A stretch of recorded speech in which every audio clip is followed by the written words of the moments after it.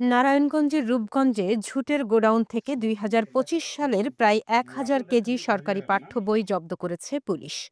বুধবার রাতে উপজেলার যাত্রামুড়া এলাকার একটি গোডাউন থেকে বইগুলো উদ্ধার করা হয়।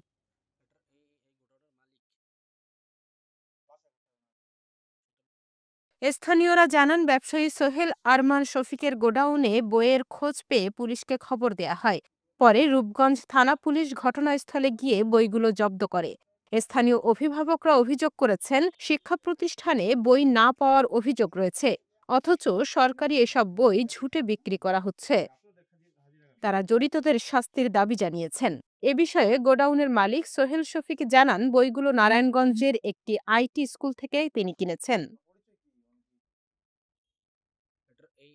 এ ঘটনায় রূপগঞ্জ থানার ওসি তরিকুল ইসলাম জানান, জব্দকৃত বইগুলো সরকারি। বিষয়টি তদন্ত করে প্রয়োজনীয় ব্যবস্থা নেওয়া হবে।